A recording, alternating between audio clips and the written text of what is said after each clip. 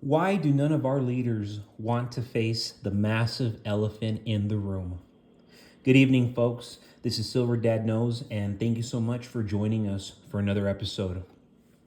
So, to begin, I do want to show off this buffalo coin. And remember, these are generic coins. Very nice how they stamped these, but these are going to differ from, of course, like a silver Morgan. This is generic. This is generic silver where you have, actual constitutional silver. Many people who are serious in the silver game, they will always say to be stacking up on these. And especially for the price, I mean, you're getting silver. And yeah, it's generic, sure, but it's still silver nonetheless. So if you want to just be getting your silver value, these are awesome to be stacking. And yeah, so I kind of just wanted to show this one off first because I don't think I talk about it enough. And I know that many silver lovers, they're always getting their hands on those generic buffalo coins. It's still silver at the end of the day. And just because it's here,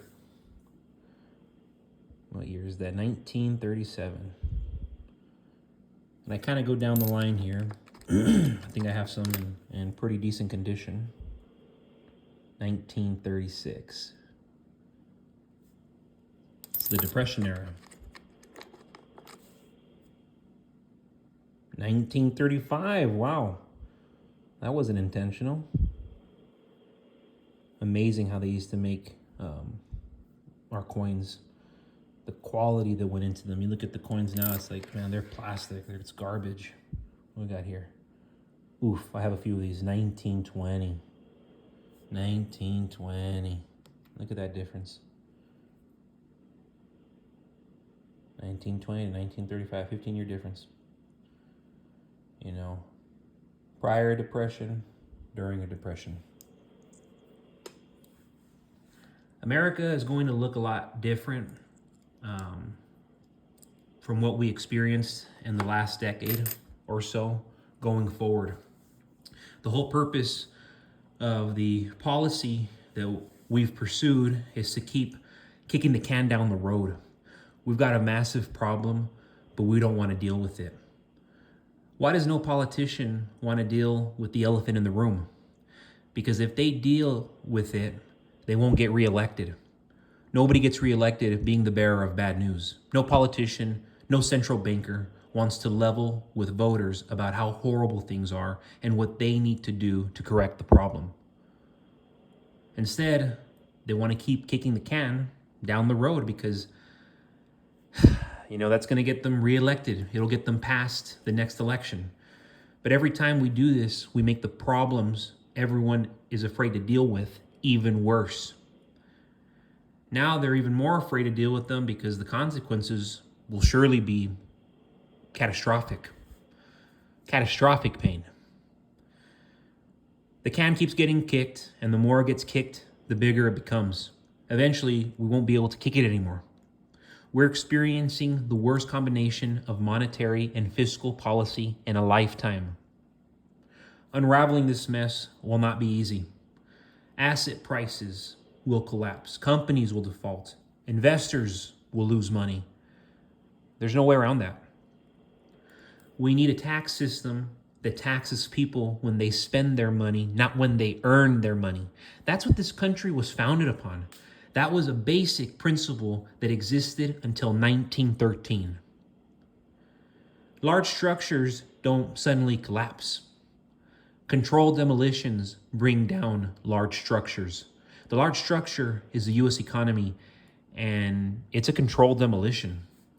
The U.S. dollar will cease to exist as we know it and will become a digital dollar controlled by Wall Street rather than the U.S. Treasury.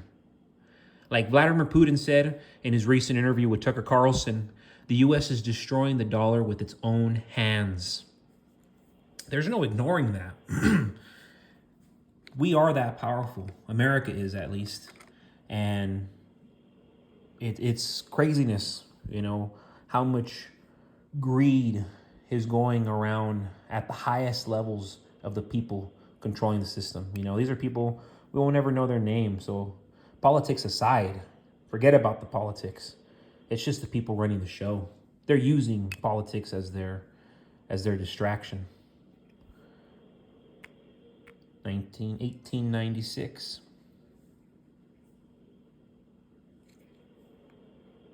1889. 1896, 1889. Look at the back of them. Excuse my son, you know. My wife's trying to put him to sleep.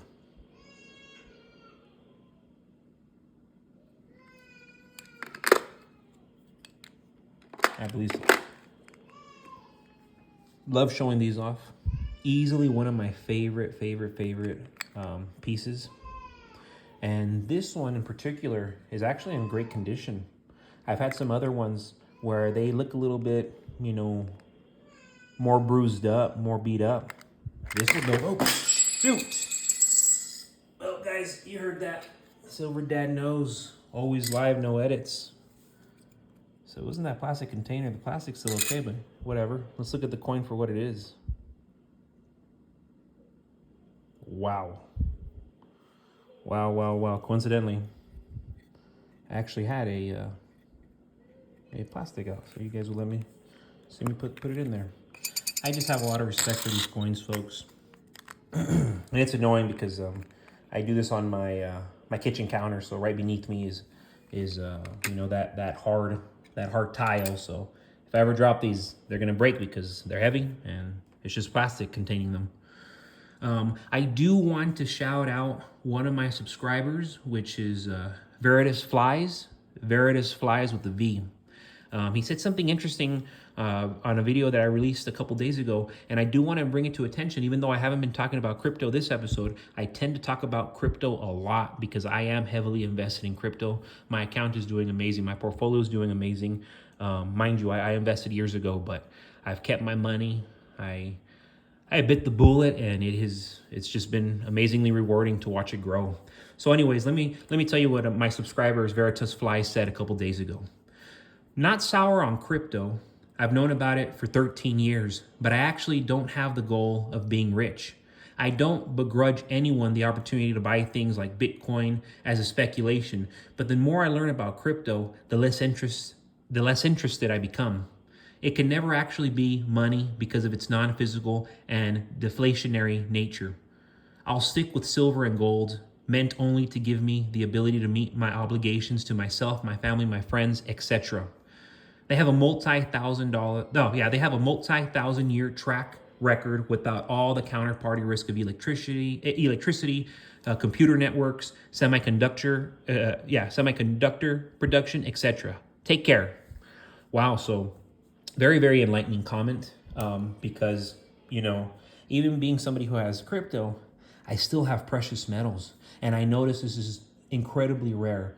I actually have yet to meet somebody who stacks on silver and invests in cryptocurrency.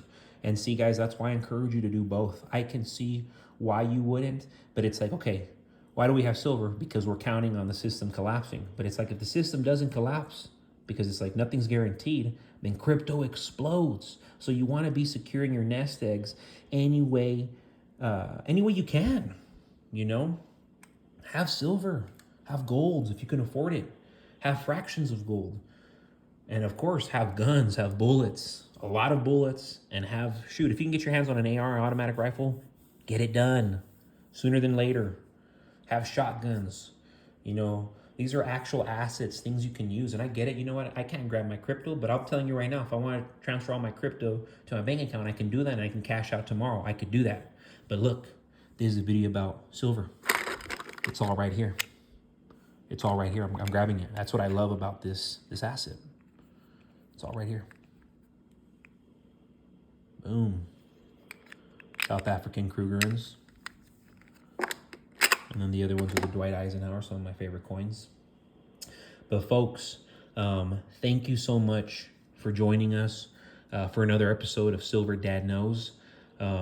It's super awesome, super humbling that this channel is growing by the day.